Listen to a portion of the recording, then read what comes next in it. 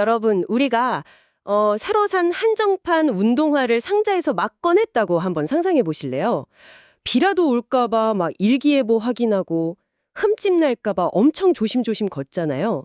아니면 뭐 새 차를 뽑았을 때 온갖 왁스 다 동원해서 바퀴 안쪽까지 진짜 애지중지 닦아내기도 하고요. 아, 차 옆에 누가 바짝 붙어서 걷기만 해도 막 신경이 곤두서죠. 맞아요. 완전 애지중지하죠. 근데 여기서 잠깐 멈춰서 생각해 보면 좋겠습니다. 정작 우리를 길러준 부모님이나 가장 가까운 가족이 이야기할 때는 어떨까요?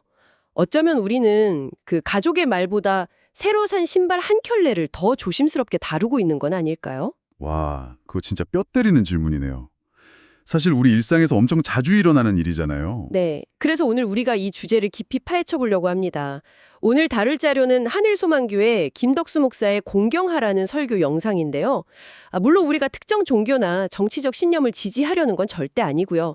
단지 이 자료가 가족과 존중에 대해 던지는 통찰이 꽤 날카로워서 이걸 청취자 여러분의 일상 속 관계들에 어떻게 연결해 볼 수 있을지 알아보는 게 오늘의 목표입니다. 네, 아주 좋은 접근입니다. 사실 이 텍스트가 꽤 흥미로운 게 한국 사회에 널리 퍼진 오해 하나를 정면으로 뒤집으면서 시작하거든요. 보통 기독교 하면 제사를 안 지내니까 효도령은 거리가 멀다. 이런 인식이 좀 있잖아요. 저도 솔직히 약간 그렇게 생각했거든요. 근데 자료를 보니까 완전히 다르더라고요. 그 디모데전서인가요? 거기 보면 자기 가족을 돌보지 않는 사람은 신을 믿지 않는 자들보다 더 악하다고 엄청 강하게 비판해요. 맞아요. 굉장히 직설적이죠. 한다는 건데 이게 논리적으로 어떻게 설명이 되는 건가요? 얼핏 보면 타인의 생명을 빼앗는 살인이 훨씬 더 무겁고 시급한 문제 같잖아요. 그런데 그 밑바탕에 깔린 심리적 메커니즘을 봐야 합니다. 이 자료에서는 가정을 윤리와 사랑이 길러지는 일종의 기초 훈련장으로 보는 거예요. 아, 기초 훈련장이요? 네. 나에게 생명을 주고 매일 부대끼며 살아가는 부모조차 존중하지 못하는 사람이 과연 낯선 타인의 생명이나 재산을 진심으로 존중할 수 있는 윤리적 근육을 가질 수 있을까? 이 질문을 던지는 거죠. 아, 그러니까 낯선 사람을 해치지 않는 그런 아주 기본적인 사회 규범조차도 결국은 가장 사적인 공간에서 가족을 어떻게 대하느냐에서 출발한다는 거군요. 정확합니다. 그 기초적인 훈련이 안 되어 있으면 인간관계의 윤리라는 건물은 언제든 쉽게 무너질 수 있다는 의미인 거죠. 그렇다면 그토록 중요한 공경이라는 게 구체적으로 뭘까요? 막 부모님 앞에서 눈치 보면서 살얼음판 걷듯이 조심하라는 뜻은 아닐 테고요. 사실 가족끼리 매일 그렇게 숨죽이고 살 수는 없잖아요. 그렇죠. 그래서 이 공경의 어원을 살펴볼 필요가 있습니다. 히브리어로 카바드라는 단어를 쓰는데요. 이 뜻이 바로 무겁게 여긴다입니다. 아, 무겁게 여긴다. 네. 아까 처음에 말씀하신 새 차 이야기로 다시 돌아가 보죠. 차에서 진짜 아주 작은 소음만 나도 우리는 귀를 쫑긋 세우고 혹시 문제 생겼나 하고 살피잖아요. 그건 우리가 그 차를 무겁게 여기기 때문입니다. 아, 반면에 엄마가 옆에서 막 오늘 하루 있었던 일 이야기할 때 우리는 한 손으로 스마트폰 스크롤하면서 그냥 건성으로 하고 고개 끄덕이잖아요.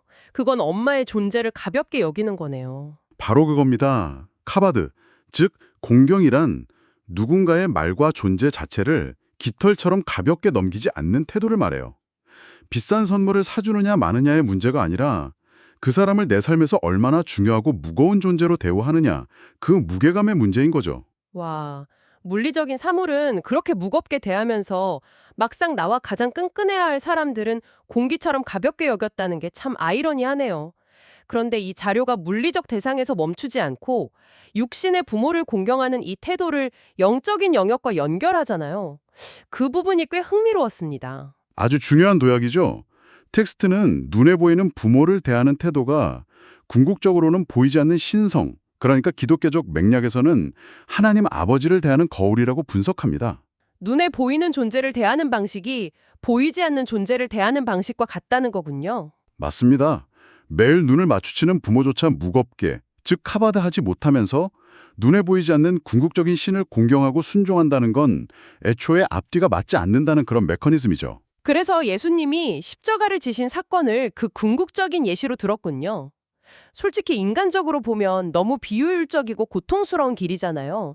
그런데도 그저 사랑하기 때문에 또 그 존재를 무겁게 여기기 때문에 묵묵히 따랐다는 거네요. 네, 그 순종이 바로 카바드의 가장 극명한 형태라는 겁니다. 그렇다면 우리가 명절이나 주말에 가족들이랑 겪는 그 흔하고 소소한 마찰들이 그냥 단순한 스트레스가 아니라 사실은 내 신념의 진짜 민낯을 보여주는 일종의 영적 깜짝 테스트라는 뜻인가요? 그게 이 자료가 던지는 핵심 메시지입니다.